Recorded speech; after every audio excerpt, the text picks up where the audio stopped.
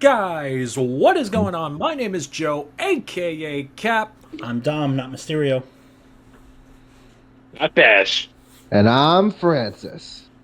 and this is The Push. Yeah. Guys, we are back. We are back with another episode. Push is And back. All right. Dun, dun, dun, dun, and dun. believe it or not, it's kind of been a slow week news-wise in the wrestling world. But that has not left us without quite a few topics to talk about on tonight's episode.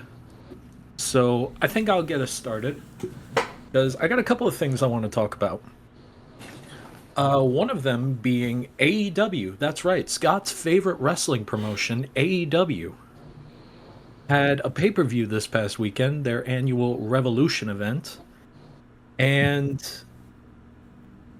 aside from one one major problem that people seem to have, it was actually a very good show. It was actually a very good show this past weekend.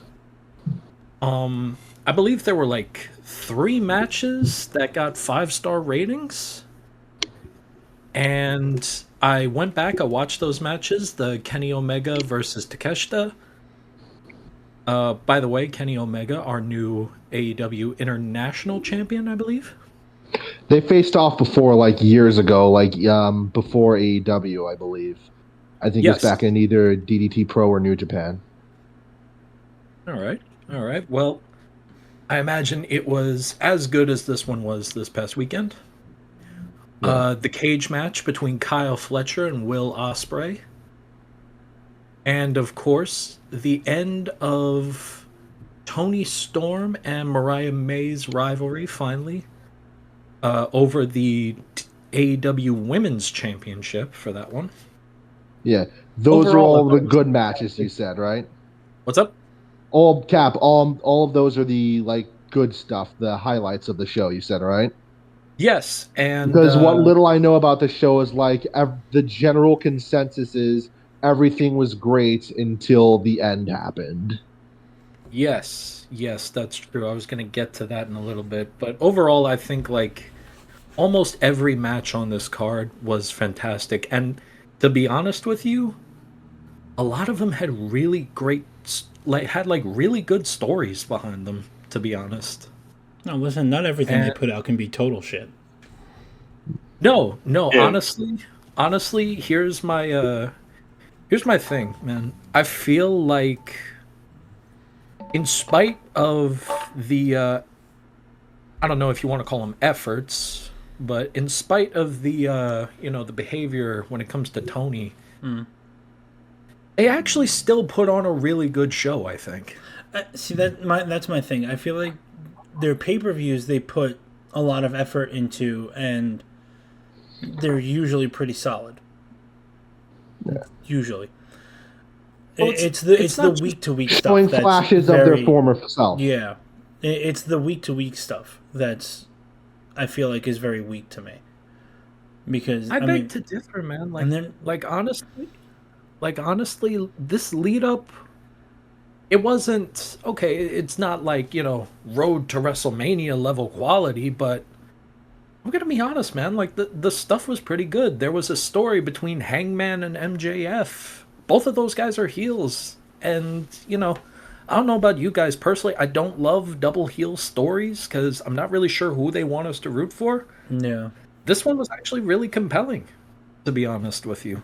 It showed a lot of like insecurity on behalf of MJF because he was like, it's the classic thing. If you saw the second Doctor Strange movie of, oh, you do evil things and they cheer for you. I do evil things and they're mean to me, like, and they Yeah. hate me. Who was who in that scenario, though? MJF said that basically. That's his thing. No, I get that. JF is Scarlet Witch in this story. But That's. Gee, But thanks. that's my only issue with AEW. Like I said, it's like they have like their occasional flash in the pan that's good and everything, but I'm saying like more often than not, like when you turn on Dynamite, A, there's no crowd. B, It's just not. It's not as good as it used to be. Like they still have their moments where they're really good, but Yeah. more often than The not, golden age is over. yeah. Honestly, it's more like a honeymoon phase. Like when they first came in, they were great, and they put fucking WWE to the limit, pushed them to the limit, and got them going, which is great. We say it all the time. I want to keep AEW around strictly so WWE has competition. Yeah. Exactly. But look, this But they this need is to in do no better. way me like Yeah. comparing it to like, oh, they're back in the golden era of AEW or anything like that. No, absolutely not. They are not. This is more so me saying that I feel like, There's a because step we've in the talked right about it direction. constantly on the show. Yeah. I feel like if they would just get their shit together with upper management, if Tony Khan would finally just give up and sell this company to somebody who knows what they're doing, Either that, or at I least just feel like hire a there's a competent potential booker. for something good here. Yeah. I still feel like there's a potential for something good here because this build up did show that to me. It showed a glimmer of something. Mhm. Unfortunately, though, The- with all of it's these stories that I was talking about and all of these like high caliber matches, we do need to talk about one key thing. I actually picked this up when I watched Wrestle Talk review it the next day. Shout out to Wrestle Talk, by the way. Here's the thing: all of these matches probably deserve to be in the main event more than the main event did. What was the For main anybody event? who That was the triple threat with Mox, right? Okay, so let's talk about it. Is that a It was a yes? match between he's burying the Cope. lead. It was a match between Cope, formerly known as Edge. Edge. By the way, don't love that name. But He's Edge. He will forever be Edge. I don't y'all will care. know him better if I just call him Edge through the Yeah. rest of Wait, the show. what They're is the calling new? him. Wait, say the name again. They're calling him Cope. Cope. Short for his Short last. for his last name, Copeland, which is fucking That's so retarded. stupid. Yeah. I don't love the name for the rest of for the sake of ease for the rest of this review. We will call Short him Edge. review. I'm gonna call him Edge. Yeah. And the AEW World Champion Jon Moxley. They had a, at best, bog standard match, which was interrupted by Christian Cage, who had a contract for a title match whenever he wanted. He interrupted, and it suddenly became a triple threat match. And then Moxley That won Moxley anyway. still won. That Moxley still won, so they kind of botched that cash in. Well, not kind of, they did. Mm-hmm. And to be honest with you, the last thing that they showed before they went off the air was Swerve Strickland, who is now the new number one contender for the title, diving onto Moxley from a higher place in the stands. From the high as ground. Moxley was leaving the ring. And no. Anybody who has seen this, anybody who has watched the main events, a lot of talk online, unfortunately has been just anybody who's talking about this event has been talking unfortunately about the main event, and the main event was just, it was Not a dud. good. It was a complete dud. And I think Makes sense. I think you guys will agree. It's how you leave them when it comes especially to your pay-per-views, and That's right. did not leave them in a good spot. 2 steps forward, 1 step back. Am I right or am I right? Yeah, I do want to talk about one other thing with this pay-per-view that kind of irked my soul a little bit. All right, what's up? Fucking, I keep seeing like videos of it on TikTok from the pay-per-view, and I didn't realize that they signed the freaking what is his name, Big Boom AJ, The Costco guys, the Costco fucking dude that only talks about chocolate chip cookies. I didn't realize that they signed him as like a full-time fucking wrestler. I thought that it was just like a one-time. He was at the pay-per-view. He had a fucking match. I knew he had a match. I didn't know that he was like a full-fledged contract. I guess. Holy shit! Like, yeah, I can safely say I didn't see that coming. Because I know, like, he showed up a while ago and did a spot and like broke his leg or some shit because he has no idea what he's doing. You know, it's because God forbid AEW trained anybody before they said, "Hey, let's get the guy from TikTok in." So he's been out, and I guess he just came back recently. And do you know how long he was out for? I have no fucking clue. However long it takes to heal a broken leg. That's all. But like 8 weeks or so. It's been longer than 6 to 8 weeks. But it was longer than that. I know that much. But yeah, what was it? It was him and the conglomeration, Orange Cassidy and Mark Briscoe. With the conglomeration? Oh, God, Briscoe's involved in this?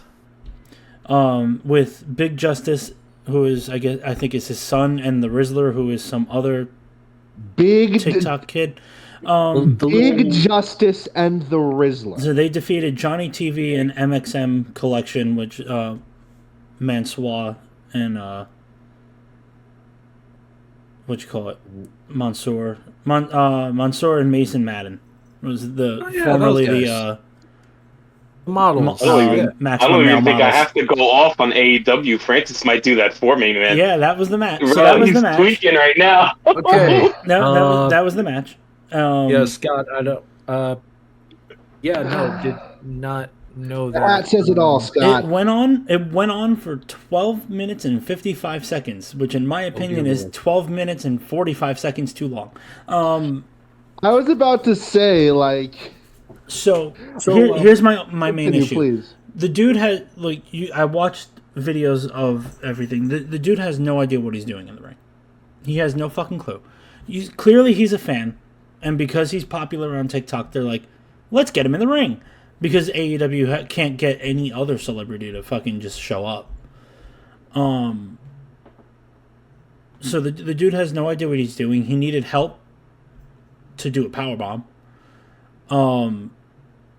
And everything. From his kid. No, it was Orange Cassidy and what's his face. Like they did like a triple powerbomb, but you could tell like AJ had no fucking clue how to get the guy up for a powerbomb, so they put him up on him. Okay. Had no balance. Like they threw him down, and he's like stumbling all over the ring. I'm like, dude, you didn't even bother training. Like, I'm not upset that they got someone who's big on TikTok to come in and like do some shit, because wrestling promotions do that shit all the time.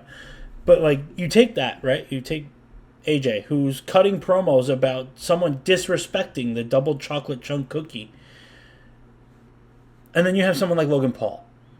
And I know how much you hate Logan Paul, but like, you gotta admit, the dude put in the work and he looks good. Also, I'm as much as I despise Logan Paul as a person. Also, I don't think Logan Paul had to wrestle someone named Big Justice and the Rizzler. No, those are children. Those are children. They're children. Those are Big children. Justice is his son. He didn't wrestle against him. He was just there. And the Rizzler is some other kid who's popular on TikTok for doing this. All right, listen. I'm not going to talk about Big Justice or Rizzler. Like, these are kids. I'm not. Okay, that's fair. That kind of lessens the sting. I'm not getting into that. Cap, it's perfectly fine because I have no problem getting into that. I need to put my 2 cents in this. And as much as I loved hearing the entire chaos of what you guys just said, this just further ignites my point of how terrible this place is. The ending of the pay-per-view definitely is I thought of the number one reason why that was a failure at the ending is because of the constant repetitive faces that you keep putting in the same exact positions just imagine the Jey Uso and Gunther feud, but that's been going on for 2 years. Like, This is stuff that they repetitively putting the same faces on there, and then when you finally have the chance, you have people are leaving AEW. You have a chance to push up fresh, different, new talent, and what do? You put two streamers who are basically famous because they're morons, and you don't give them any training into what they're doing, which will further make people want to step away because it shows that you're not serious about the craft and letting people develop and actually looking somewhat decent when they go out in the ring, especially when you're dealing with the majority of the wrestlers who repetitively like to jump off the ropes because apparently you can't do any other wrestling if it's not good enough. Is that it? Is that Yeah. it? Oh, this sounded like there was going to be more. Okay. No, I Right. agree with Scott. Like, at least with when it comes to the main event, especially. I mean, I agree.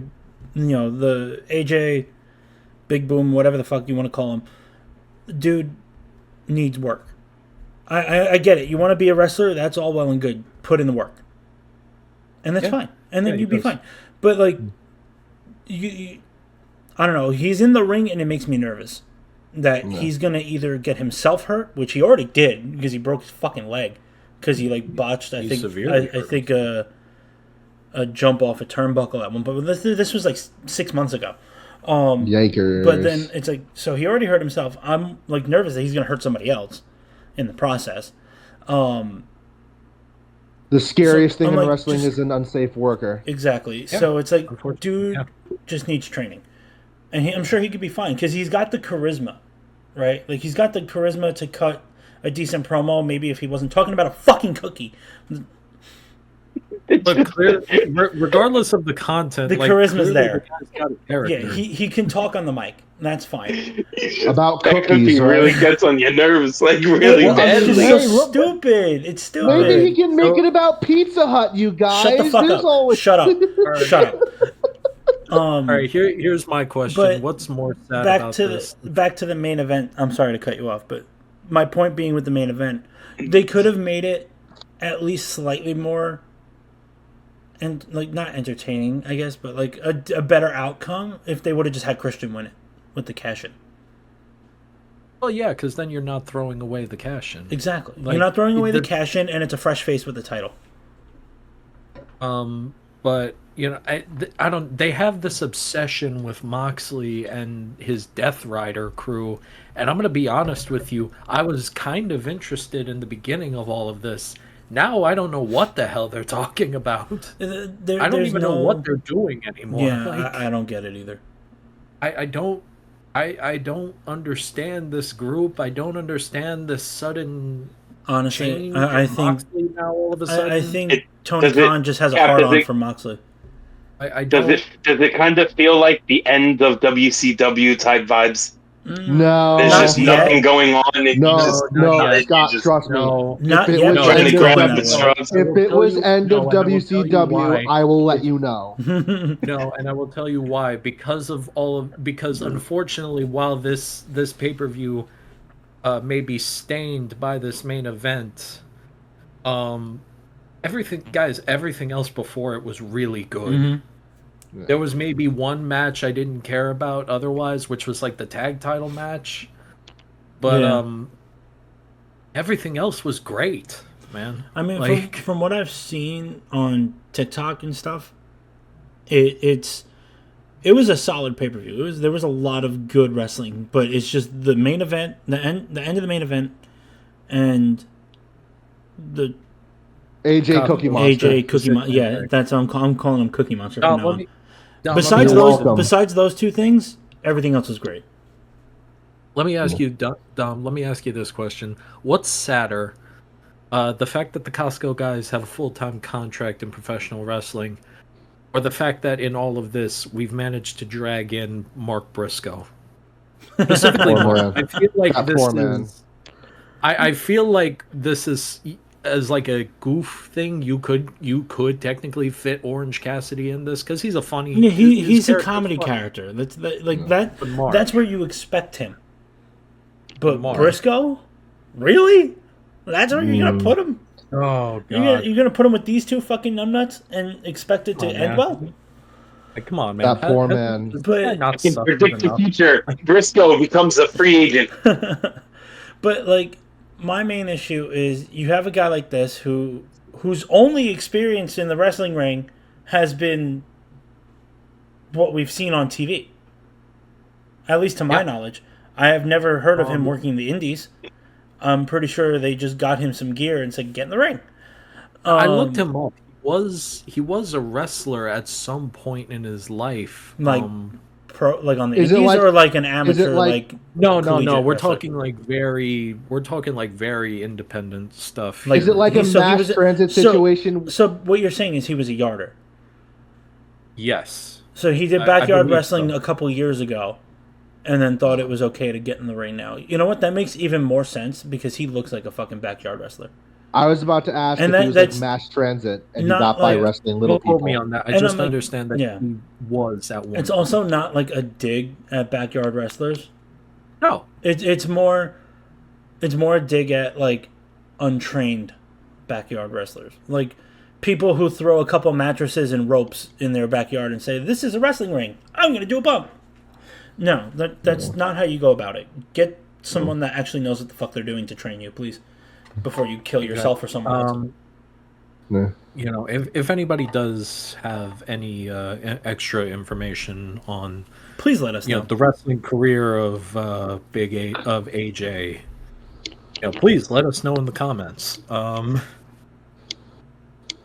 But The last but yeah, thing I praised AEW for was their new merch where they cross over with Tekken. Fair enough. I thought those were pretty yeah, cool. man. It was a good pay-per-view, but y'all still got a way to go. Y'all still got a long way to go. It was good. It was good. And also before we go off, there's actually something kind of funny. This guy shows a camera of he's on like the top row, and he's showing a camera of he's making fun of see that WWE. What's like basically saying, what are you talking about all these Empty seats. what are you talking about all these empty seats? And I saw someone on the comment said it perfectly. I'm about to say it again. You know it's bad when your pay-per-views look like a Raw pay-per-view. Look like a Raw like an show. episode of Raw. Raw has more SmackDown and Raw has more fans than what their pay-per-views probably had. I mean, but like Maybe. That also If you depends on the here's arena the thing, that they're we were in also too. bashing them for not moving to smaller arenas, and now they've moved to smaller arenas. Unfortunately, we can't bash them for that. I don't know. This looked kind of. I mean, this is a pay-per-view, so I understand why it's kind of a big arena, but Was it the still arena didn't look as- full? You know. it didn't look as full as the guy was gloating it was. All right, look, I don't know, man. I don't know. Anyway, yes, AEW Revolution, good show, bad pay-per-view, and really doesn't like chocolate chunk cookies. I guess I don't know, man. Yeah, Dom has a Cookie problem with Monster. chocolate He chunk. really hates cookies. No, I do. I just Oh. don't think that it's worth fucking talking about in length on a promo. And to go back to what I was man. going to say earlier, All right. Scott, like you'll know if we reach end of WCW level for AEW if, and this is just me spitballing here, if someone kidnaps someone else's mom and chains her to a forklift. Yeah, then you'll know. Then you'll know. I'll be jumping Also, for joy because I know it'll be over. Just a heads up, If that happens, I won't. Go ahead, Dom. If I suddenly run off the screen, it's because there's an ice cream truck coming up the block. Oh no, for real? All right, well there we go. My wife just texted me, Oh just yeah, it's, eyeball emojis, like what? Yeah, but yeah, I'm not gonna make a bet with you, Scott. I'm gonna promise if they do that, if they have someone bring out someone's mom duct taped or chained to a forklift, if I Yeah. don't know and you find out before me, I need you to tell me, and I will join and we will tag team this lazy, Listen, dumb we'll know cooking. we'll know when we're at WCW end times Yeah. with AEW. We will know. when they have a Tony Khan on a pole match. It's gonna be Tony Khan on a forklift. before we move on to the next topic, Cap, I would like to say I looked back because I wanted to correct myself on the bet we made last week. So yes, it is his first WWE championship. So we'll have the bet as his first championship match, not just against John Cena. Wait, who are we talking about? Logan Paul. Oh, The bet, yeah, Logan Paul. I was very Oh, confused right. for a Yeah, second. okay. He already forgot about the bet. I thought saying the bet would have triggered, the memory of last week, but for that. It's been a long week, man. I don't know what you want me to tell you. All right. Anyway, let's. I'm glad you did mention that because let's hop over to WWE real quick and let's talk about. I wanted to talk about something that I looked at this week. Obviously, had to do with what happened at Elimination Chamber. John Cena heel turn. Heartbreak and incarnate. to do with their choice of celebrity to be in that. This past week, I was watching a podcast Stevie Richards does actually. Big Stevie Cool Big Stevie Cool for all of of the you who Blue remember World Stevie Order. Richards. The Blue World Order, yeah. And he was talking about obviously the Cena heel turn, that whole segment. But the man went hard on Travis. Like he really digged into Travis Scott being involved in this segment. Yeah, I would not be surprised. So, good. and I'm happy. Obviously he talked about the fact that he did give Cody Rhodes a black eye and a pierced eardrum. And basically he came up with this thing of saying Travis being there kind of ruined the segment a bit. So, yeah, I could see that. I mentioned that last week. All right, I well, did let's, downgraded the segment. Let's open the floor here. Travis Scott, he really did he seriously ruin this shit? Well, I feel who wants to go first? No, go ahead. I Go ahead. Yeah, you can go first, guys. All right, guys, thanks. Well, again, I feel like we were covering common ground that we already did last week in the opinion that Travis really shouldn't have gone on hard as Cody as he did. Another example of some celebrities don't know what they're doing. Not everyone could be like Bad Bunny and have a deep appreciation of the business to the point of wanting to learn how to do it correctly in honor of it, as opposed to Travis Scott, who just sparked one up and legit beat a guy. But when Stevie Richards said it ruined it, did he mean it made the whole thing not work it? Or did he say what we said, what Scott and us said, that it downgraded it a little? No, I don't think it's that he downgrade. I don't know. He said, I can only tell you, he sounded really mad when it came to this. Well, no shit. He's a vet who had to watch an untrained celeb beat a worker. To the point of him kind of saying, it did, ruin the segment. He felt like this segment would have been probably one of, if not the most significant moments in pro wrestling history, had it not been for Travis just, being there and sort of doing I don't even know what. I just said he sparked one up and legit beat Cody. Yeah, because that's the whole thing. It's the segment itself could have been arguably one of the best segments in recent history if he wasn't there. If it was just The Rock and John Cena doing everything, it would have been way better, in my opinion. Because you also have to remember, so for half the segment, you had him in the corner. Yeah, he's just standing there in the corner with his, I don't want to say fake because it's obviously real, but a hardcore title. The hardcore title that was made for him and given to him as a gift. It's, the same in the same level that they give to sports teams when they win a championship, right? Yeah. And it's here, this is for you. And this is also going to tie into something a little later. But it's come to not my attention, but I've realized more why he was there.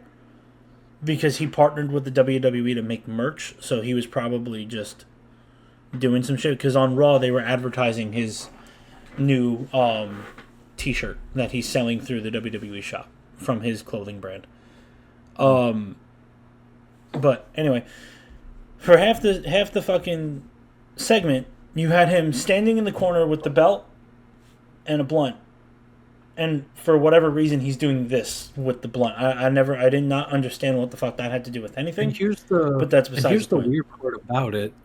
They weren't even interacting with him. No, that's what I'm saying. He was there. He was basically like your creative wrestler who was stuck in a cutscene, and you had no idea what the fuck. He was there for the sake of being there. Yeah, he was there because it would have been better if like John was like at least like I don't know like doing something. Yeah, like he completely ignored him the entire time, but like he was just there existing in the background. He was like he basically looked like the kid who tried out for the school play, but really sucked so bad that they just made him a tree. I think I said this last week. For him. He's like the embodiment of the little bro thinks he's part of the gang. Mm-hmm. No, I got you guys on it because I said it last week, and it's a little messed up, but it's as true as it's ever gonna be. There was no need for Travis Scott to be there. Travis Scott looked like a Make-A-Wish kid finally got his dream, and he was just there to make him feel important. Yeah, you don't need Travis Scott there to promote his merch. His name is big enough. He wanted to feel special, and he's like, "Oh well, everybody else is getting the hit on Cody Rhodes. Why don't I try to do it myself?" Yeah. Except no one really cared if you were there. Like you intentionally, for no reason. I don't care how much I don't care what anybody says. He intentionally wanted to hit him. He wanted to hit him. There was no need. He knew damn well what they were doing. He knows that at some extent it's fake. He knows people aren't really swinging at each other. Yeah, like he knows it's a work. He deliberately hit him. All right. And it was oh god, it ruined. It did. I'll agree with him completely. He ruined the entire segment. All right, because now that you see the aftermath on Friday on SmackDown and then on Raw, seeing everything, it's like, oh my god, like what a piece of shit. Okay, so what I'm not going to do is I'm not going to say that he did it on purpose. I'm not going to do it. I'm not going to say that he did it on purpose. I don't think he intentionally hit him. I don't think he intended to. He intentionally hit him. Know how to throw eardrum. He doesn't know how to work punch. Exactly. He doesn't know what he's doing in there. It's he's the reckless. same thing as with the TikTok guy. He doesn't know what he's doing in there. That's my point. It's like if you should not be allowed to set foot in a professional wrestling ring unless you have at least some form of training and like you're very heavily helped in terms of in that segment they shouldn't have let him put his hands on Cody, period. End of story. Like when they were like holding him down that's one thing, but like he didn't need to grab him by the fucking neck and hold him up. He didn't need to swing and fucking slap him in the face. That was absolutely unnecessary and unprofessional. I pray he gets his receipt. I really hope Cody got a receipt for that. I mean, I hear he wants to come back, so if he does... The Rock said he wants him to wrestle. Yeah, so here's the thing, because this is why I even brought any of this up, because and even when you were listening to this past Monday night on Raw, Cody did mention Travis as well in his promo with John and The Rock. So I'm pretty sure this isn't the last time we're gonna see him. I just really hope that apparently those three are the faction. Yeah. No. Yeah, that's gonna be an issue. Yeah. Well, hopefully. And I can't believe I'm even saying this, but I would rather Logan than Travis at this point. Dude, I gave you my whole crackpot theory from last week. The third man should be Seth. Yes. But yeah, we all remember that. But Seth is involved in his own thing that we'll get to later. We'll get to that. But moral of the story, I really hope that if he is going to continue to show up in the WWE, that he at least, like I said, Cody deserves his receipt. First off, Yes. So I hope he gets that. Whether it's on camera or not, I don't care. I just hope that he gets a receipt. Second of all, I hope that they at least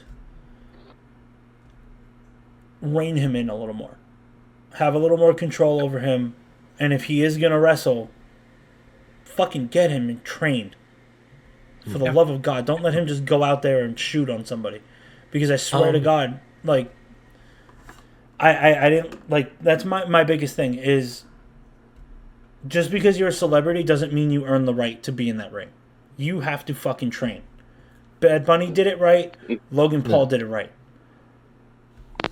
And there's also the fact that not every wrestler is as nice as Cody. Mm-hmm. And you're going to get some that are going to piss off the wrong person. Stop in. Yeah. You're going to get someone who's going to stop in the middle of a match to purposely hurt you if you do that to anybody else. Real quick, like let's like a Seth Rollins or a CM Punk will get their receipt right the fuck away.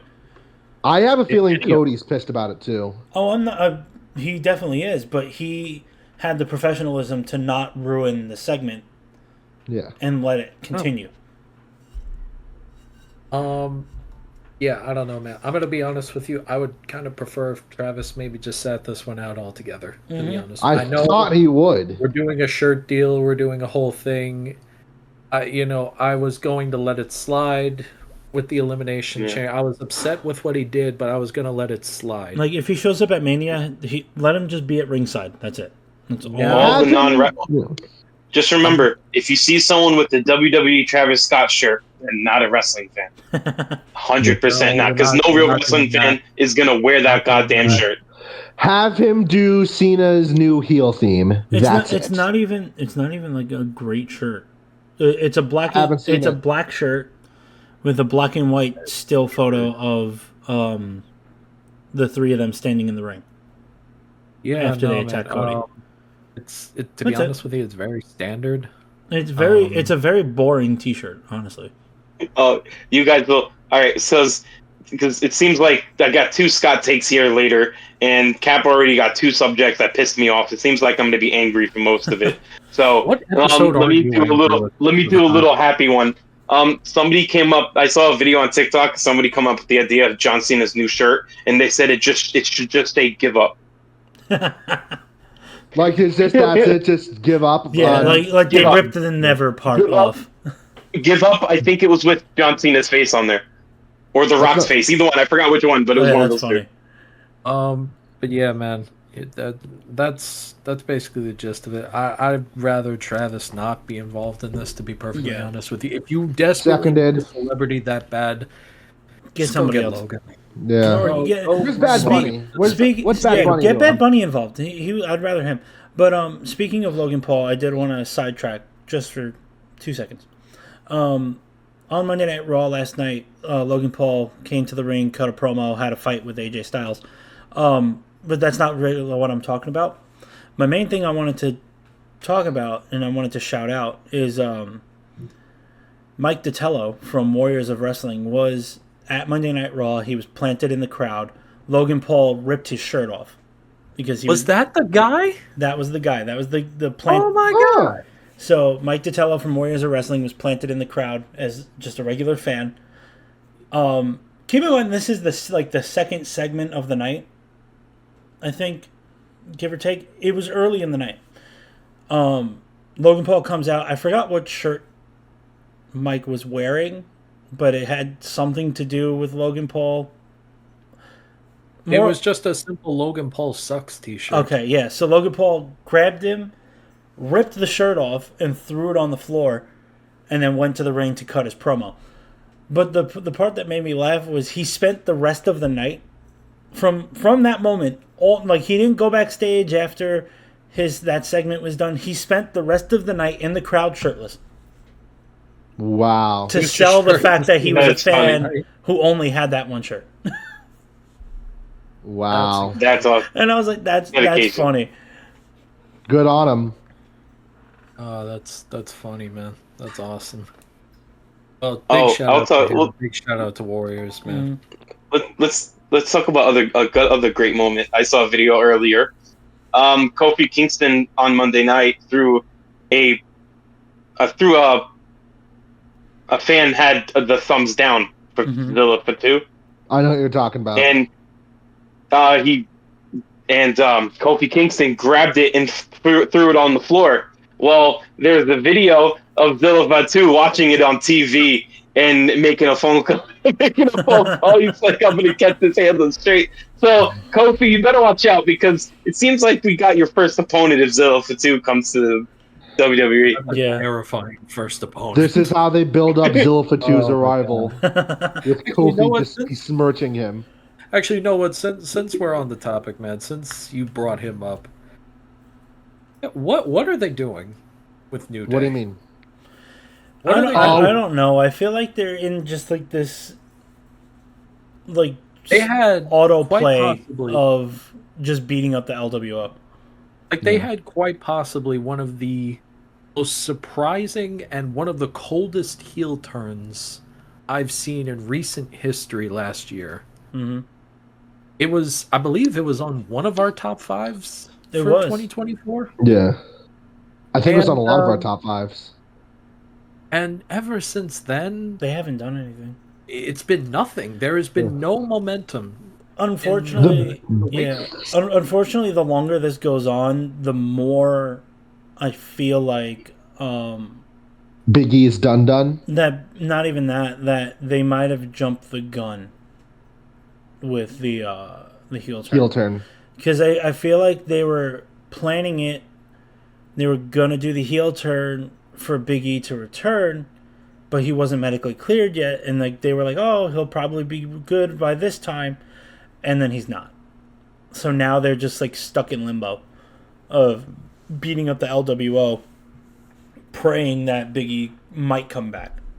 The biggest highlight of that match on Raw last night was the return of the Patriot Del Wilkins. You talk about your Attitude Era stars coming back. We get to see the man who used Kurt Angle's theme before Kurt Angle, Del fucking Williams. Yeah. I'm guessing that's the person that's going to be with Chad Gable. I mean, hey, if there's a guy, the other character.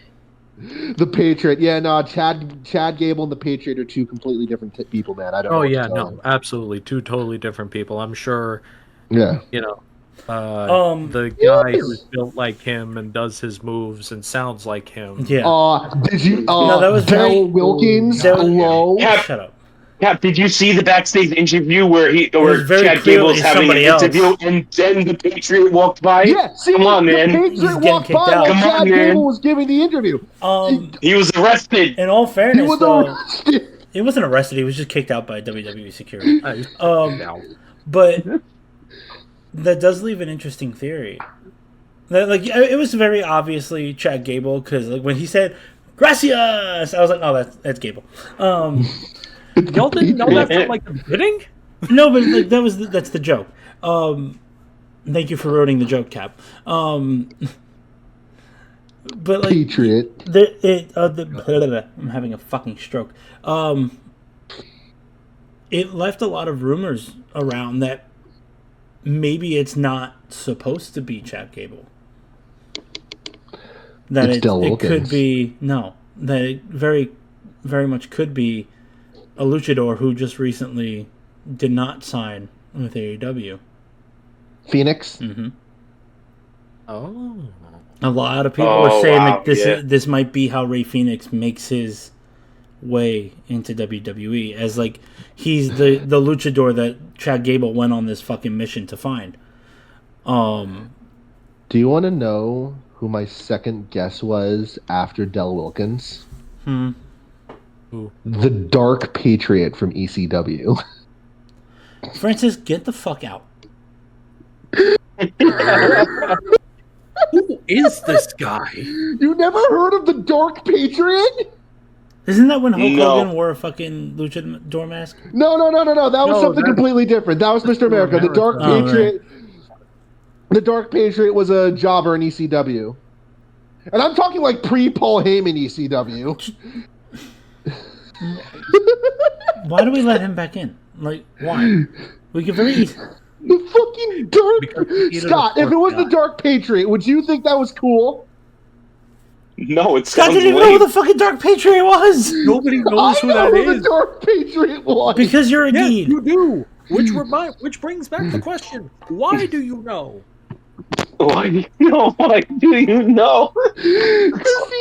Because he's like the regular Patriot, but dark. He's the Dark Patriot. Tom, please. Thank you. Thank you. No, I had to be done. Oh my god. Francis might be out for a bit. He's back. All right, that one was warranted. I will grant you that. Yeah, All right. Anyway, Ooh. let's move on. Dark Patriot. I know you've been sitting there festering for a while. It's time for a Scott take, folks. Oh, God help us all. Yeah, I got two Scott takes. What do you guys want to hear first, the wrestler or the podcast? Before that, Dom, we need a button that just says "Oh dear God" before we do a Scott take. God help us all. Yeah, I was about to say, can it be the line? It needs to be the line from The Rock, the movie, not the wrestler, where someone just says "God help us all." Where William Forsythe says "God help us all." Okay, right. I'll do the first. All right, I got it. Yeah. So, God, you guys will know what comment I'm talking about. It's time to put this superstar, former WWE superstar, on blast because Carmella has said some real stupid shit. She said something stupid in the same level of Angel Reese type stupid. Okay. Here's the quote. Here's the quote from Carmella. Let's have the conversation that women aren't having. Is it because I'm a woman? Because I had a baby? It just feels like a shitty way to end a 12-year career with the company. That's Carmella's comments on getting released, fully blaming it on the fact that she had a baby and that she's a mother and that she's a woman. So, I'll start this and then you guys can give your take on it. I'm tired of all this. It's really stupid. All this sexism that apparently happens.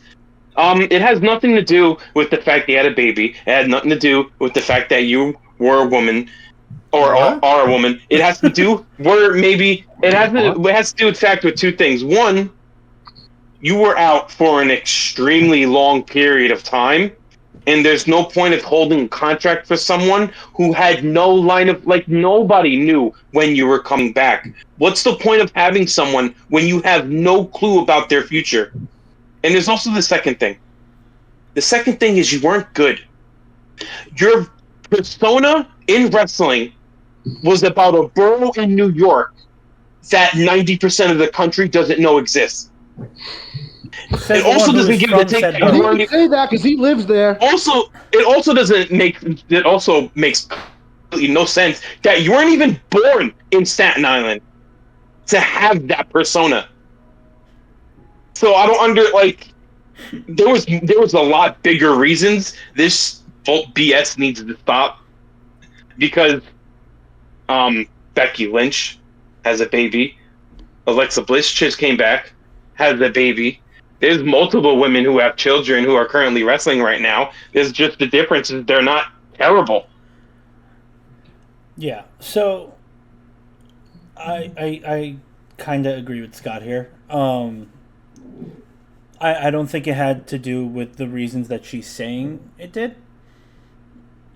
I mean, obviously her getting pregnant and everything is the reason why she took some time off and everything. And, obviously she was not shy about it on Instagram and everything and social media.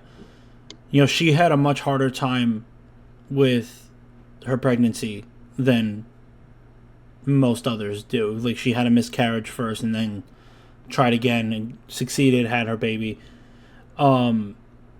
which we have talked about in the past, so I'm not gonna dive into that again.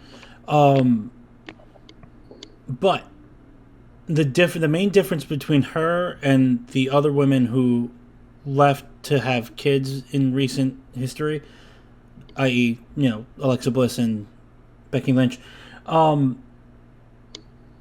both of them were actively in the gym working out after they had their kids.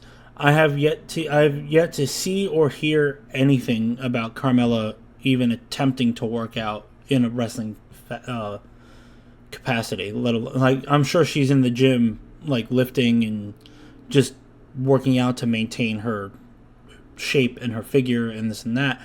But I haven't heard anything about her working in the ring to get into ring shape, like taking bumps and things like that.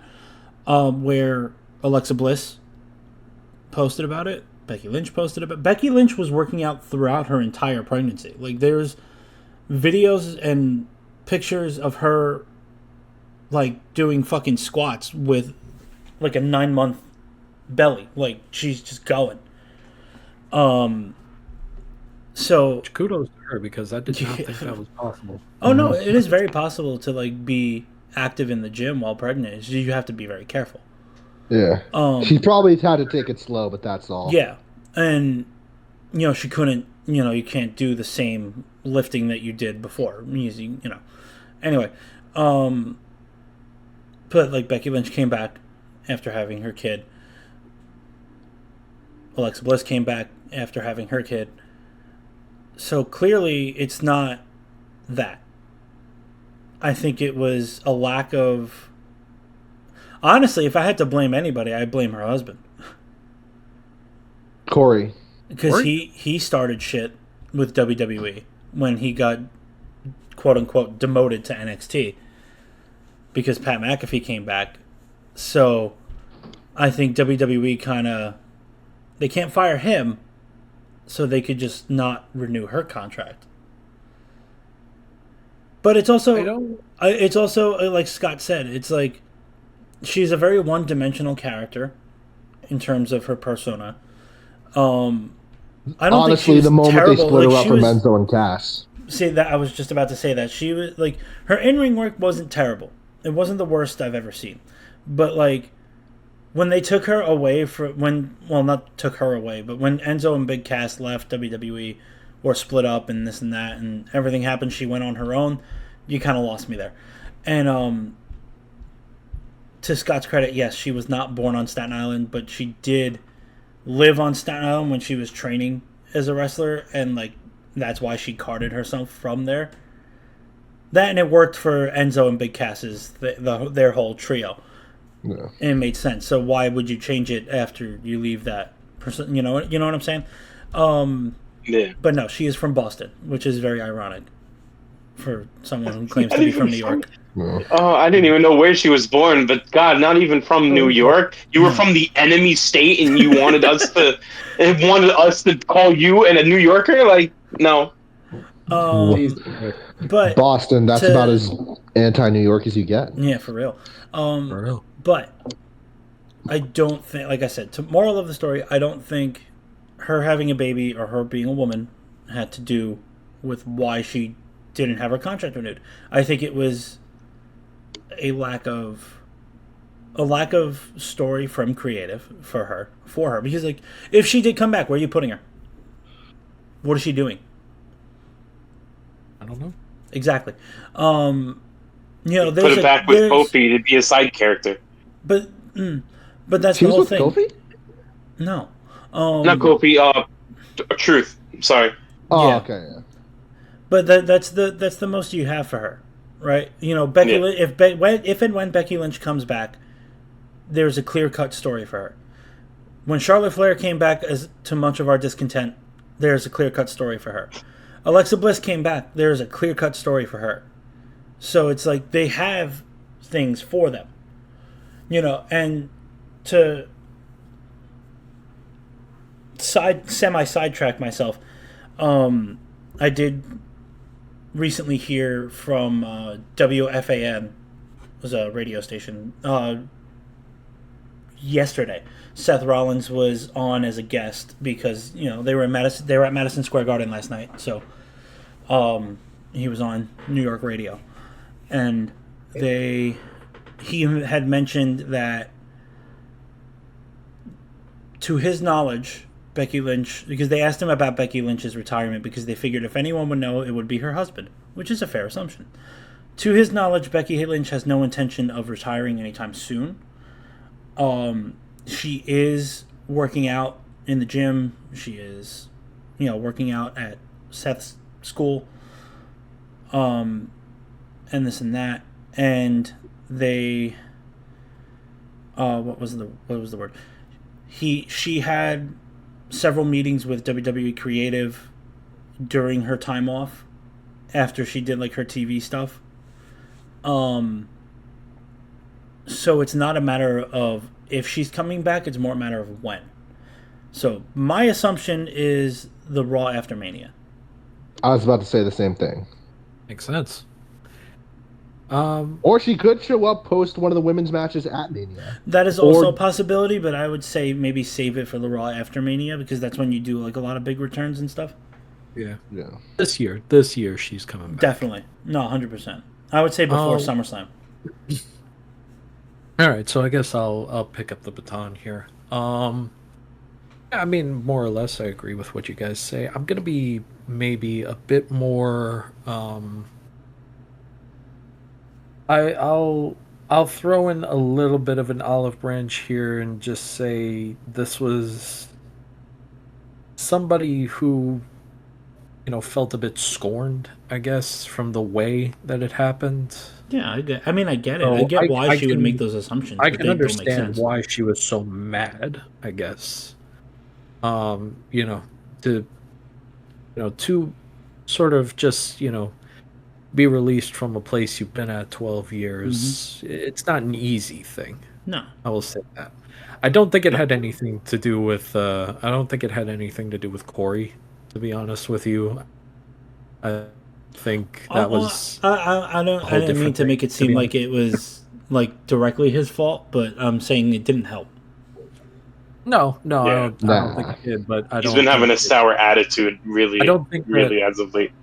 I just don't think that Corey really had anything to do with it. His situation was just, his own situation. But here's the thing, and I think it's something that here's the thing. When it comes to Carmella's situation specifically, with Becky, there was a clear thing of like, I'm taking this time off to go and be with my kid for a while, and I've been your top woman for how many years at this point? Yeah. So I've deserved this time off, sort of deal. So there was a clear path there. With Alexa, it started off as an injury, and then it was a pregnancy. But it was never a question that, eventually she is going to come back. Yeah. Carmella, her situation was a bit trickier. As we said, it was a harder pregnancy.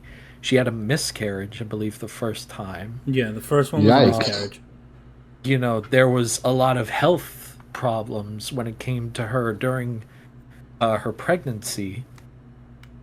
And, I imagine that you do kind of have to take that into consideration, as we don't necessarily know, we as a company don't necessarily know where you're at, like, health-wise, mental health-wise, because, I can imagine mentally, she was not doing well. It's not an easy thing to deal with. Yeah. With these other women, there was a clear path of what was going on. They're going to come back, and you're absolutely right. They were coming back to a clear storyline as well. Becky, it's going to be the title. Alexa, the Wyatts. Other, I forgot who the third example was. Charlotte Flair. I feel bad. I guess it's long short of it. I feel bad for her, man. I feel bad. It's, she's been through a rough time with it, physically, mentally. Same, honestly. I feel bad for her. I think eventually it's gonna come back to like, I think she's gonna come around and sort of realize, I'm kind of like, making this a bigger thing than it actually was. I see both ends of it, man, is what I'm saying when it comes to this. Yeah, I do agree, though. It's not really... I don't think it's a sexism thing when it comes to this specifically. No, but, I can see why she's upset. I just don't think it has to do with the reason she says it does. No. Agreed. And I don't know. Maybe this is one of those things where time heals wounds here. So I mean, if Punk can come back, CM. It's true. Again, we live in a world where you stole that from my mind. Exactly, Francis. There you go. See, I was just thinking of that exact thought. But this one. You guys basically said it all. She's obviously lashing out. It's the pregnancy and all that. I doubt there's any misogyny at play here with how big the women's division has, for lack of a better terminology, evolved over the past couple of years. It's just like, you get what you give and all that time and all that jazz. Yeah, we do wish her the best. And the one last thing before we move on to another topic, another thing I just thought of is if you look at the other women who have recently gone out on either pregnancy or injury lately, there was a very high demand for them to come back. Like, everyone wanted Becky Lynch back, everyone wanted Alexa Bliss back, people even wanted Charlotte Flair back. Yeah. I know. As much as we hate seeing her come directly inserted into title pictures as soon as she gets back, you have to admit she does get over as a heel. Does. And not like she's not talented. It's just that she's clearly given more opportunities than other women because of her last name. But that's beside. And she does put in the work. It's just I hate that she wins a title, loses it, goes away for a few months, comes back, wins a title, repeat. But that's all. My point being, there was there was demand for the others to come back. I have never once on any medium of output, whether it's Instagram, Reddit, whatever, no one was asking for Carmella back. No one was like, when's Carmella coming back? Because no one gave a fuck. Not to be rude, but she really wasn't doing much. Go to AEW, maybe elevate them a little bit. I'm being honest, I wouldn't be surprised if people forgot about her, to be honest, which is a horrible thing to say. But I wouldn't say forgot. It was just more a matter of what was she really doing before she left? Chasing the 24/7 title? Big deal. Ooh, wow. And I feel like that was forever ago. It was forever ago. It was over 2 years ago. It was forever ago. Yeah. But that's what I'm saying. Right. She hasn't done a goddamn thing in 2.5 years. Move on. Yeah. All right. Anyway, Scott, the second take, please. Yeah, it's the second take. I especially love doing these because I like taking down on the podcast. I don't know. This might be the actual name, but this is what I saw when I viewed the video, called Pick a Side Podcast. They said two things that were stupid, but it's all part of one big topic. For number one, this is a little side thing that I'm attacking them with. Roman Reigns is not the greatest of all time. His title reign of 3 years, at which is impressive when you accumulate the amount of title defenses he actually had. You can fit that into a normal, everyday, full-time worker.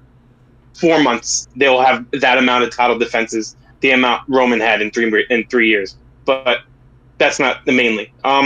They had a topic of rating the top 5 or top 6, depending on how many people are there, spears, in which the video was them getting corrected because the fans were saying Goldberg had the best spear. I'm not going to say the list because I didn't remember the entire list, but the fans had Goldberg as the number 1 spear, and Roman Reigns is the least. Funny enough.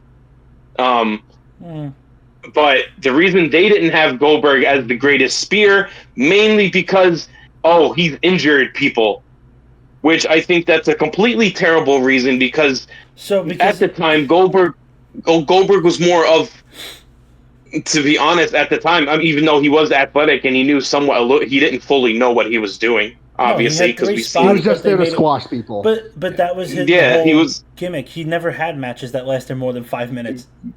Yeah, but when you're rating something like the spear or moves in general, and you have to put a person with it, you don't put Goldberg. the injuries with that. Well, you don't put the injuries with that because it's Goldberg about had the how best well spear. this.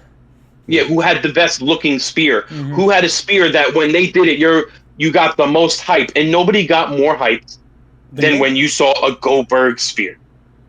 It was just the ferocity, the impact, intensity. the speed, the intensity. Yes. They had, obviously, I couldn't argue with this one, even though he's a relatively new wrestler. They had Braun Breaker, which I can't argue with because the spear's amazing. I do That's love not that what I'm attacking, but I'm attacking the fact that, like, the reason why you don't think Goldberg Where did they have Goldberg on is the the list? greatest spear. I don't know. I think they had them. Was he at like number 2? I don't know, but they definitely didn't have him 1 or 2. Okay. They really liked. They seem like really big fans of Edge's spear, although Edge's spear is probably the worst besides Jay. If you would put him in that part, I don't know. I'm thinking. I see. Like now, this is just gonna make me start a different topic here because I'm saying like now. Obviously, I would say Goldberg's is number 1. Goldberg had the best 100%. Number 2, I'm putting Braun Breaker. The fans didn't have. I think I remember the fans. The fans had Rhino number 2. Ew. Oh, okay. Bye, Francis. Okay, Francis is gone. Oh, he's back. So I'm you gonna good be. There, bud? You good You're there, muted. man? You're muted. There he goes. Good. Sorry about that. Everything okay? You good? Yeah, everything's fine. Yeah. Okay. Anyway, no, yeah, I would say Goldberg number 1, Braun Breaker number 2, easily. Rhino, I'd probably put it like 3. Goldberg Edge at 4, Jey Uso at 5. Okay, so can I ask? And I'm sure I'm missing other people. Before you ask, can I ask one? Oh, Roman Reigns at 5. Roman Reigns at 5. No, Roman Reigns at 4. 4. Edge at 5. Edge at 5. Rhino at 6. Rhino 6. Why are I was 6. Jey Uso at 6. Sorry. Yeah. So actually, you know what? I'll give my top 5 real quick here. Number 5, I am going to put Edge. At put 5? Edge at number 5. Yeah, okay. I think Edge at number 5. Number 4, I'm actually going to put in somebody. I'm actually going to put in these two guys that nobody's really talking. Number 4, I'm going to put Bobby Lashley. To be honest with you, I like his spear. His spear was good too. To be honest with you, I'm kind of surprised none of y'all have mentioned Bobby Lashley yet. You know what it is? He didn't use the spear as like a finish. It was always like a transition move for him. Like he would hit the spear, but he never really pinned anybody with it. It was always like he would always get a submission with the hurt lock. Yeah, but like when you're looking at his most recent WWE run and what he's doing in AEW, the spear is the finisher. Oh, that's true. And I would also, and on that note, I would also maybe put Moose in there as well because he's got a really good spear. You know what? I'm not going to lie to you. I haven't seen enough of Moose. You'd like him. I'm sure I would. I just haven't had a chance to sit down and like look at his stuff. No, that's fair. Number 3, probably put Roman. To be honest with you. And then like you guys, number 2, Braun Breaker. Braun Breaker's spear is incredible. Out of this world. He shakes the ring. Hits that thing. He moves the fucking ring. Actually, you know what? When he hits the ropes. I'm gonna do something controversial here. I'm gonna put number 2 as Goldberg and number 1 as Bronze. To be honest with you, the speed that Breaker hits that spear at is just it looks. It doesn't even look like a spear. It looks like a car wreck. No, yeah.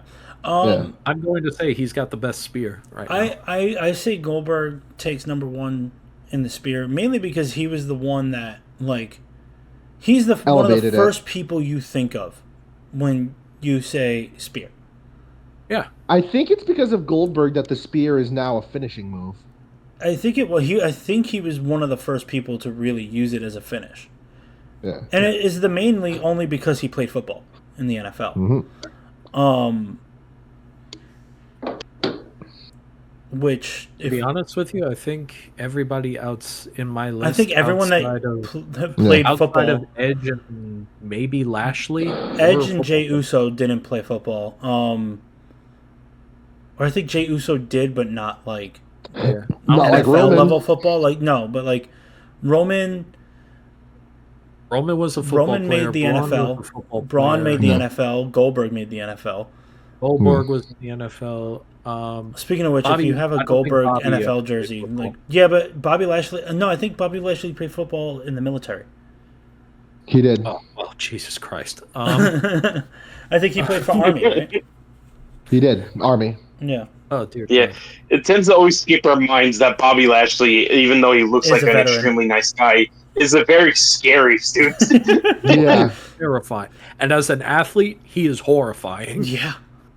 My picks for the 5 spears are number 1. I'm going to be giving it to Goldberg because while I don't think his is necessarily the best, he's the one who put the most attention on the move as a finisher.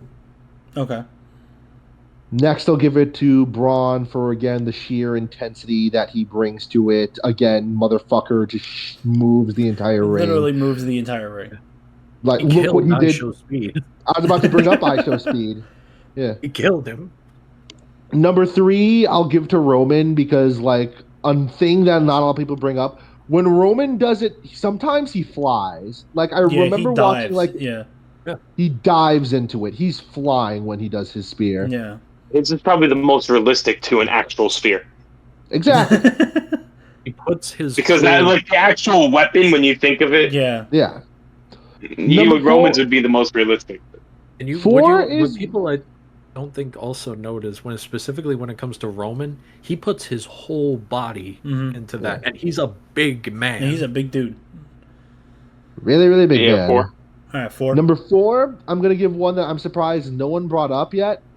I'm going to give it to Batista. You know, honestly, I forgot Batista used the spear Yeah, every now and then. Batista used the spear every now and then too, and it was pretty good. It wasn't the best in the world, but it still looked pretty good. It looked good because he was big. Yeah. No, that's CM Punk. Yeah. I also think that we didn't include him just because his It wasn't was like more so a one of his traditional go-to. move. Yeah. He used it more as a transitional move. Yeah. His finisher But in was terms of Batista people bomb. that use it as a finisher, like the people I think of is Goldberg, Braun Breaker, Roman, Jey Uso, unfortunately.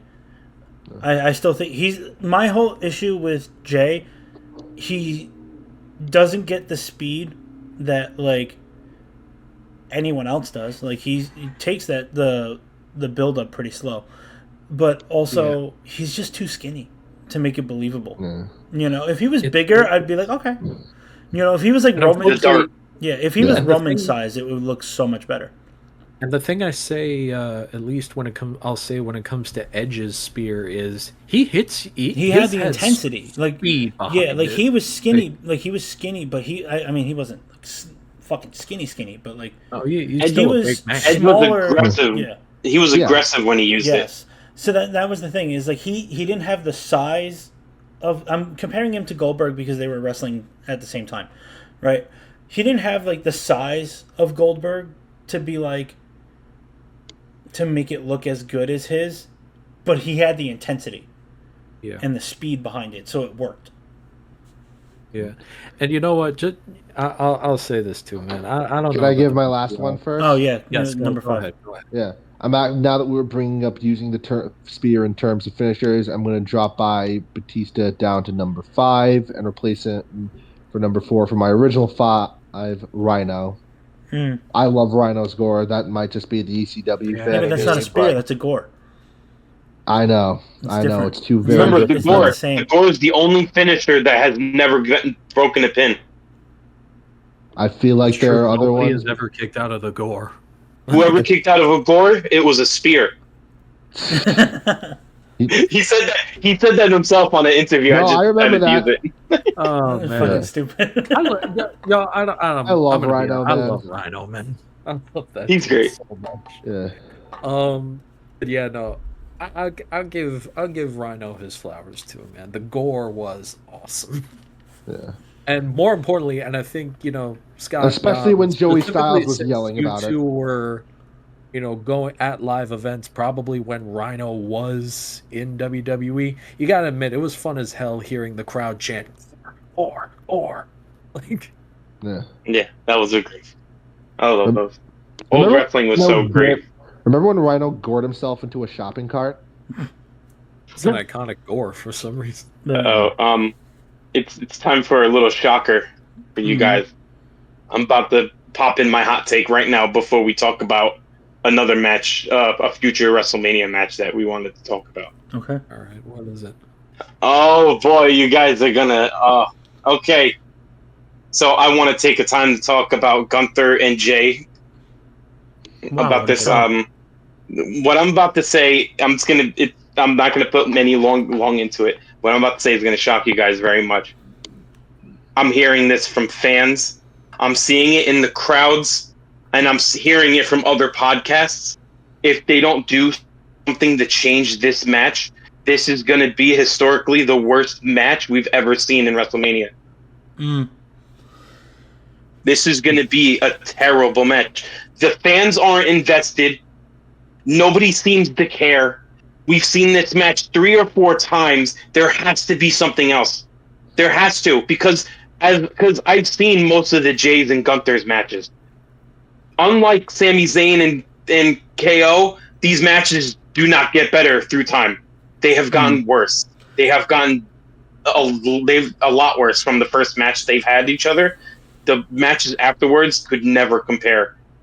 And if we have this at WrestleMania and it's just a one-on-one match, this is going to be a terrible match, and it's going to ruin, like we've said for AEW's Revolution, if they don't change anything or make anything special, this is going to ruin one of the nights because this is going to be the last match. I remember seeing on TikTok, like, someone had a sign that said, "Say what you will about AEW, at least they don't have an idiot that goes yeet." And I'm like, oh my god, is Scott going to use that to actually say something positive towards AEW? No. I like that. I actually do like that. Yeah. Okay. No, he just took the opportunity to trash both AEW and WWE at the same time. Anyway, but my whole thing is I kind of agree with you, Scott. I'm not gonna lie to you. I think the build up for this has been very meh, bland, very boring. Not helped with all the better stories going into not even that. It just looks like they're not putting any effort into it, creative wise. Because it's like the past 3 weeks have been exactly the same. It's Jey Uso comes out, has a match, and then Gunther comes out and chokes him out. Like what? We can't do the same thing every week and then expect people to be invested. There has to be somebody that comes in and stop. There has to. If it's going to be this match, it's going to stop. Otis to the match. He has the only thing. The only thing I can see that can save it is if Jay loses his opportunity through one of the weeks defending it. Somebody gets a chance to have him defend his WrestleMania spot, and he just loses it. That's the only thing I see of it being good. Scott, because there's nothing. Okay, so they're definitely not going to. They're not going to because it's Jey Uso, but it's not even that. It's he won the Royal Rumble. Yeah. You can't really. No, do that Scott. Especially this. I'm sorry, Francis. I'll let you go right after this, but especially this point, Gunther's a great wrestler, but he needs someone on the other end that can show a diverse and a lengthy way of doing this.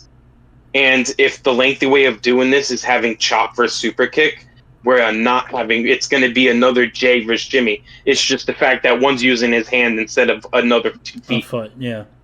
Okay, so I know who they have to add to this. Who is it, Francis? He's going to say something. He's going to say something stupid. As there. No, but for real talk. What did he say? Who did he say? I said the Patriot, but now I'm going to be serious. Oh God. Maybe you can still pull what they did for Rey Mysterio, Kurt Angle, and Randy Orton back in Mania 22 by adding an unsolicited third party who has a greater connection to the story. But then you have to think about all the different ones. Do you add Jimmy? Hell no. Do you add Sammy or anyone else? They still have plenty of time to figure out who that third person can Yeah, we be to still have make a the whole nother triple month threat. before Mania. It's just the so hard part is I, figuring out who. Can I But do like, some fantasy booking here, Yeah. perhaps? you can try. You'd probably come up with a better third man than me. I can think of one. I don't know how they would do this at all, but like, I just think that him in the ring with Gunter would be incredibly entertaining. Good old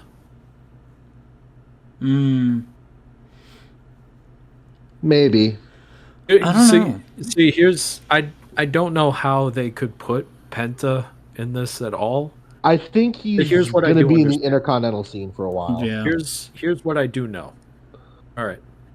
Penta is incredibly over with the crowd. Yes. He is incredibly over. He is wildly entertaining to watch. And let's be completely honest here. Gunther versus Penta would go insane. Yeah, I agree. They'd kill each other. And to be honest with you, I almost want Jay to lose at WrestleMania just so we could get Gunther versus Penta for the world title down the line. I have a feeling he will. Do you know how bad it's gonna look when you possibly look of the day after WrestleMania and your two champions are John Cena and it's Jey face Uso. Jey Uso, who couldn't even make the Intercontinental Championship good during his run. I know I'm calling my prediction early, but I don't think Jay's going to win. I don't know. I mean, they could very easily add a third person, like you guys said. I'm just trying to think like who. It's the hard part. Realistically, because I could turn around all day and be like, "Oh, it'll be Joe Hendry," but we know that's not going to happen. No. Like as much as he should be at WrestleMania, because the dude is fucking over as shit. I don't think he'll be there in that capacity.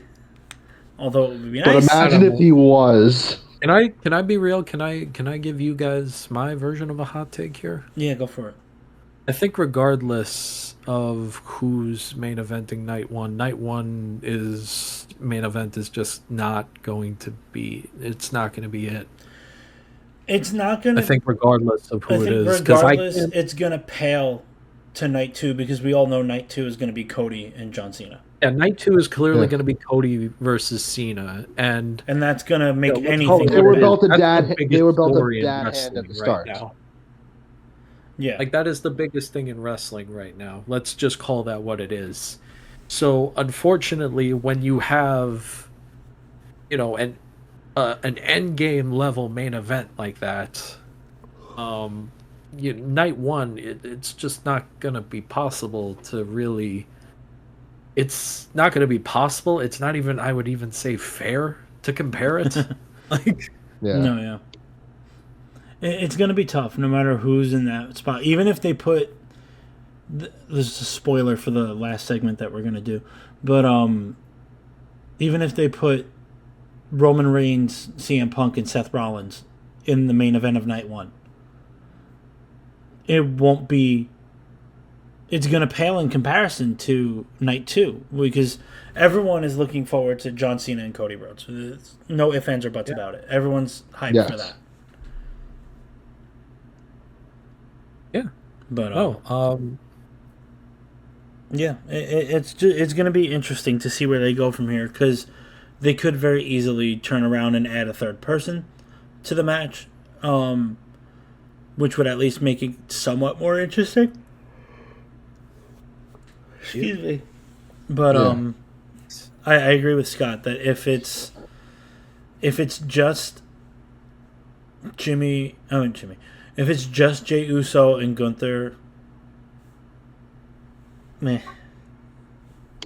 It better not be on the same night as that and Charlotte's match because that's going to just be a terrible beginning and end because one of those matches are going to start. And even then, I'm not going to lie, I see like if they do stick to just Jay and Gunther, that's a show opener. That's a show opener. That should be a show opener and Gunther retains. Match. And to be honest with you, Yeah. Is it going to be the worst match in WrestleMania history? Absolutely not. No, I don't think it'll be the worst match ever, but it'll definitely be the worst match of this worst. WrestleMania. Yeah. I was there for The Rock versus Eric Rowan, sir. Oh, fuck. You were the tight about 5 that. seconds of that? He was tight about I that, was there for The Core versus... I forgot who the other team was. I think Santino was involved and Big Show because he got the pin. But I was there for Snoop Dogg versus Santino Marella. We were all there for that. Anyway. Yeah. Speaking of WrestleMania, let's finish off the show with something everybody's talking about. Let's talk about Raw at MSG last night, which was capped off with a good old-fashioned steel 15-foot high steel cage. What is it with WWE and doing cage matches at MSG? I think they have like a thing. I feel like it's synonymous. Yeah. During last night, they have to have a cage match. Last night they aired a bunch of history of segments and settled throughout the 80s and mainly the 80s. They had a bunch of cage matches in MSG, so I guess they're just trying to keep. And they kind of self-proclaimed. They kind of self-proclaimed Macho Man's cage match at MSG was like the greatest of all time. So that's fair. I mean, like here's the thing: a cage match is just like a really classic way of getting some hype around a match. Absolutely. It's a tried and true. I just find it funny that it's like every time in recent memory that they're at MSG for TV. They could do a cage match.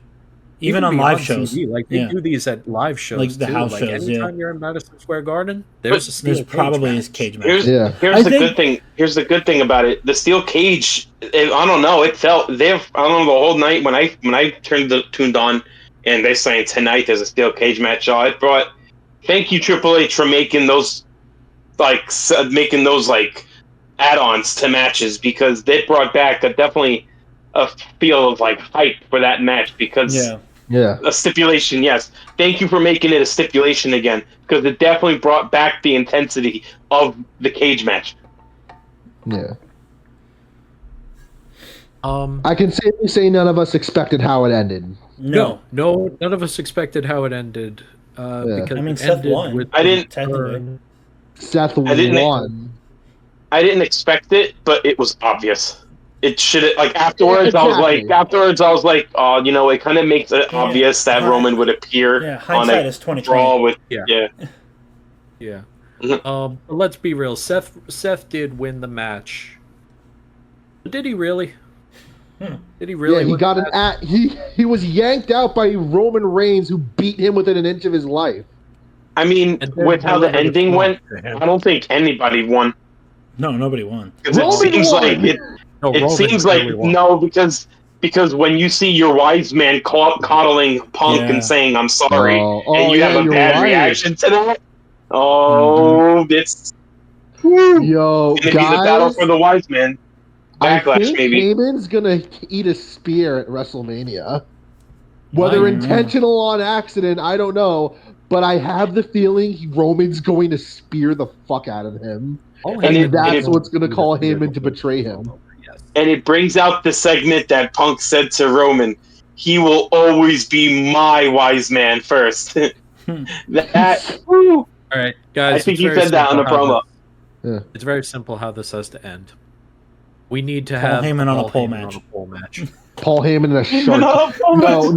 The custody of Paul Heyman, tables, ladders, and chairs.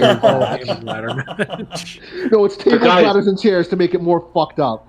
It's guys, Daddy Punk needs to teach his children a lesson in Roman and Seth, because they're the only ones who haven't. They're the only ones who hasn't learned their lesson. Ew. Yes, but also don't ever call him Daddy Punk ever again. What is wrong with you? Yeah, that was like the weirdest thing You're I've ever said. You're a grown man. You stop that immediately. When it comes to Seth Rollins' daddy issues during with his feelings towards Punk, that's exactly what I'm going to call it. Yeah. Call him. He has to give him the belt. Oh God, oh God, you're making it worse. I know. I'm sorry. I can make it worse, so much worse from that. I just want you to know. All right. Okay. I think it's time to go home. Let's just look at this match for what it is. This is there is clearly a top 5 when it comes to the superstars in WWE. There's clearly a top 5, at least when it comes to the men's division. 3 of them are about to be in the triple threat match. And this match is to stick the 3 that aren't in a main event in a match together. This is just going to be, I'm sure there is definitely a deeper storyline between all 3 of these guys. All 3 of these guys are deeply connected in one way or another. But for the big part of it, let's just call it what it is. This is just going to be a very fun match. Who's the 5th? Would you say Gunther's the 5th? No, when it comes to the top 5? No, Who would, because you got me thinking of that. Oh, John, yeah. Cody and John Cena. I was canceling him out because he was like temporary, but yeah. You know what? We got him for one more year. He's on the top 5. Yeah, true. I can't. This is going to be an amazing match. I just know it. I wonder if I'm really ready. Yeah. This is going to be the closest thing we have to a Shield triple threat, I feel, because over the past 2.5 years, CM Punk has been making it his mission to face down every member of the Shield and win. He's beaten 2 of 3 so far. Yeah. He needs to show him after all this time, even though I was the one that brought you up in the WWE because they were his bodyguards. He needs to show I still own you. Yeah, he's going to show them that there wouldn't be no Shield without me. All 3 of you owe your careers to me. Pay respect. Right. Yeah. I don't know. Dom, you got anything to tack onto this? I mean, honestly, I really hope that's a night 2 match. I'm not going to lie. I can see it as a... I can very well I really hope it's a night 2 match night simply for the fact of... I mean... As much as I would, like we said, whatever is the main event of night 1 is going to pale in comparison to night 2. But night 2, you have to admit, in the past couple years that they've been doing these 2-night WrestleManias, which thank God they started doing because Mania got way too fucking long for one day. But you have to admit, night 2 feels bigger. Yes. So I think it belongs on night 2. Maybe not like the opening match, but like a midday, like, middle of the card kind of match. Like... I'm gonna... We need to hype this... we need to hype the crowd up my type match. That's what I'm saying. Like, if... That should be like the co-main event. I'm gonna be honest with you. I would say like second or third to last. I'm going to be honest, and I'm going based off of the fact that I think either Roman or Heyman said this at some point a couple of years ago. I don't think you can put Roman just in the middle of the card anymore. He's either first or last. But he's either first or he's last. But that's like which is why I think he can main event night 1. Like too, because like I mean they could just main event night 1. At least that'll feel bigger than Gunther and Jey Uso. Yeah, that's going to open. At this point, it's got to be. I think that should open. You know what you could do? Unless Charlotte is the main event. That he asked of Paul Heyman, "Hey, this is the main event of night 1." Yeah, because then Punk gets his main event. Then he will have main evented a WrestleMania. Yeah. Yeah, that's fair enough. Wow, is it? Wow. Main eventers. Right. I hope that's not it. That's going to be very disappointing that his main event is not for a fucking title. Well, no, but he never said it needed to be for a title. He just wanted to be in the main event. WrestleMania. Yeah. I want it to be for a title. In all fairness, nobody cares what you want. In all fairness, though, when even still, 9 times out of 10, the main event is a title match. Yeah. Yeah. Yeah, but like here. Especially during Punk's first run, the main event was always a title match. Yes, but here's the thing, and I'm just saying that's why it was always like the title thing. Not really any of the other title matches, other than Cena and Rhodes, feel like main events this year. No, none of the. No. Well, Well, if Rhea winds up going into If her that's a title triple match, threat, into if the that triple becomes a threat, triple threat, that's worthy. yeah. Rhea, Bianca, and Io just started getting interesting last week. Yeah. And they still have a month to go. Yeah, but that can So- build I'm up telling you. quick and be a really good main event. The only, as of right now, the only positive main event match Is Cena is Rhodes. Cena and Rhodes. So there better, if it's going to be like that, there better be some pretty big surprises, like they said there's going to be, Mhm. because you need something. You're going to need it. But Either way, no, listen, I know that it's like traditionally a title match. it doesn't have to be. I think Yeah. you can make Yeah. the exception when you've got 3 main event guys No, fighting each absolutely. other. No, I'm just saying. All I'm saying is like I get where Scott's coming from because the main event is almost always a title match. That's all. And also, Punk kind of deserves it to be a title match for in a main event. Yeah. I feel Look, like if anything else, he can always main I event think honestly, another year, maybe. I think. Well, who knows how much more time Gas he has left in the tank. CM Punk is going to keep doing this, but you- I wouldn't mind seeing him beat Gunther. Honestly, I wouldn't mind him Yeah. beating Gunther either. I'm just of the belief that, look, he said, I want to main event WrestleMania. and there you go. There's his main event. It's not for a title. It's not for a title, but here you go, man. But it's the main event. It's the main want- event of WrestleMania. I want Braun to beat Gunther. I would like that too. That would be really cool. I would go That with will either one of them. probably be Honestly, you down could the even road. have Punk beat Cena later Yeah. on down the I line. feel Like you could have Well- Punk be the one that takes the belt off Cena later on. Well, like let's that's the not end game. to pretend this. that CM. Yeah, let's not pretend that CM Punk isn't ready to just like rip John's head The off. only Yeah. person Punk hates more than Roman and Seth right now is John Is Cena. John Yeah. Cena. But It's kind of crazy because There's CM about Punk, it's like Rollins has talked about when his time might come.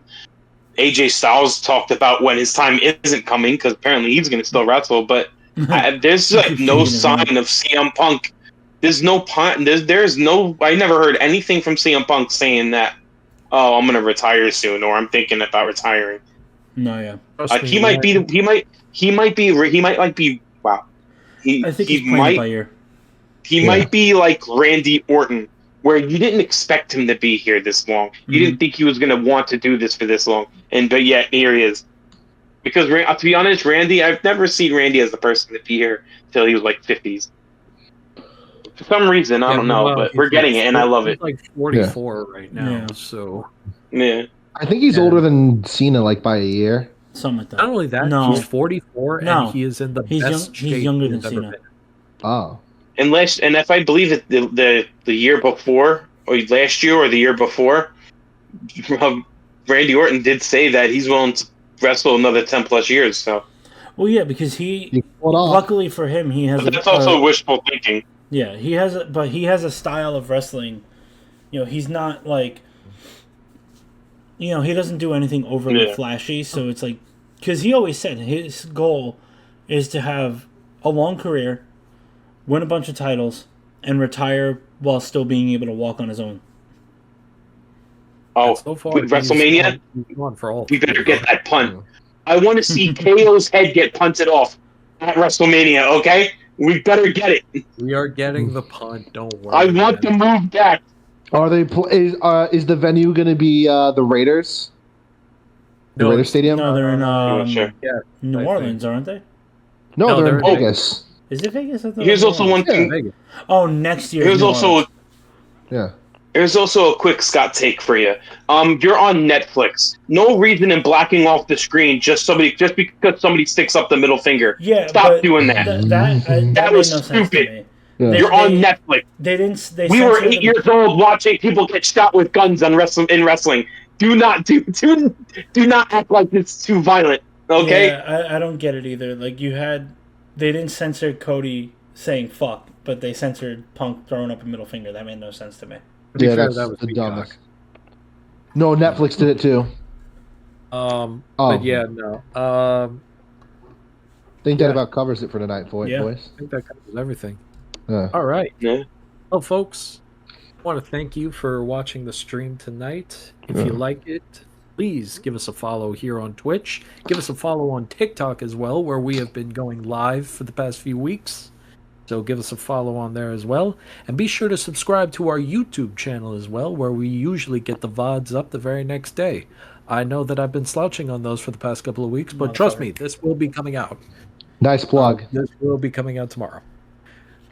So be sure to follow us on there, follow us on Twitch, follow us on TikTok, follow us on Instagram. We got some fun stuff coming in the near future. We're going to be announcing soon. So yeah, keep it here with us, guys. So for all of us here at The Push, my name is Cap. I'm Dom. Got this. And I'm Francis. Ring that bell for me, Dom.